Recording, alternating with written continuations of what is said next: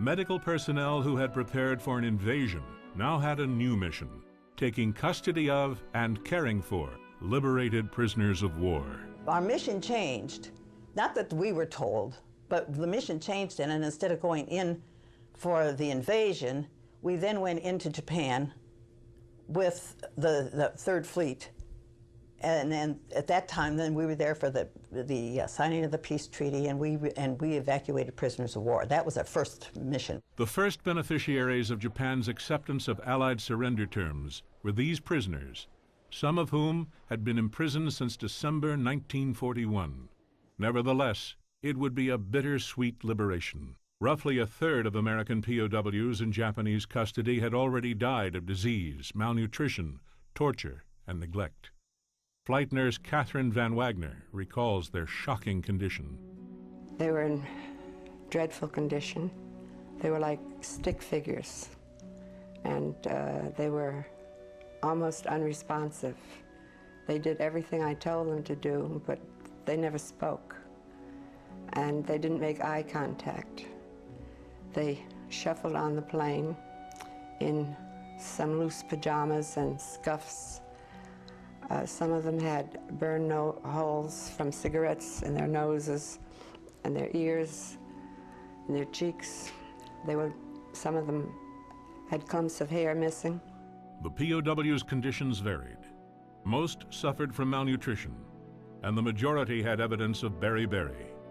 Many had severe beriberi, with peripheral neuritis, edema, enlargement of the liver, and, not infrequently, cardiac insufficiency. There were also many cases of degeneration of the optic nerve. Many had parasites and skin ulcers. POWs were soon arriving at Japanese ports. Dr. Fred Burley arrived in Yokohama with a trainload of POWs. Well, when the train pulled into to Yokohama, the station there, it was daylight. And when I looked out the windows, I saw Admiral Byrd on the platform. And I went out and introduced myself to him. And I told him I was bringing these sick ex-POWs back. And would he come aboard and say hello to them? And he said he'd be glad to. He came aboard and shook hands with every one of them before he left. They, in turn, were delivered to the various hospital ships that were in port. On the piers of several Japanese ports, recently landed medical personnel provided medical screening and initial treatment when required. The men got showers, were dusted with DDT to kill any lice, then fed, and issued new clothes. The sickest were transferred to Navy hospital ships. We were just stunned to see them because we had not been prepared for POWs at all. We had been preparing for battle casualties. It was wonderful that you could do something for them and help them, and that's what we did. We medically screened them and helped to get them some strength back, and the ones that were able to be transported were transported off to go be sent home by ship or by plane. Even though their physical needs were being met, years of imprisonment had taken a profound psychological toll on the POWs. The hospital ship nurses offered a safe sounding board for service members to voice their fears. We represented, I think, all of the women that they had left, their mothers, their wives, their sisters. We were women that they felt gave a different ear to them from the corpsmen. Of course, they talked to the corpsmen too, but it was obvious that what they really felt was a great need to describe all the horrors they had been through and maybe to get them out of their minds a little bit. Here they were now coming to grips with going home. And even though they were all anxious as could be to get home, of course, that was the big thing, was to get back to their families or whoever they had left. They, at that point, began to realize how they looked, how much weight they had lost, how some of them still had, lots of medical attention that they were going to need. Many of them had bad teeth.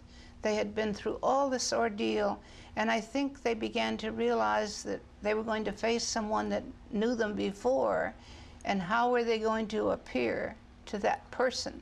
Now, they were very anxious to be home. It wasn't that. It was, I think, a certain amount of insecurity about how this was all going to work when they got home.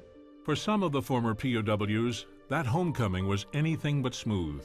Apprehension and insecurity at what they would come home to sometimes turned to disappointment and even anger. How could those who hadn't seen what they'd seen ever understand what they had been through? We went on Liberty. We were having we thought, a great meal. These people were complaining, sitting next to us.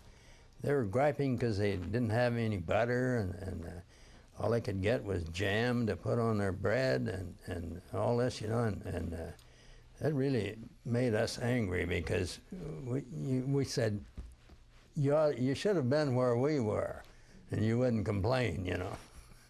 I was very, very irritable, very angry. People would come up to me and say, how did they treat you? And I'd just look at them and roll my eyes and say, my God, what a question. Don't you know how they treated us? What did they feed you? I'd blow my stack.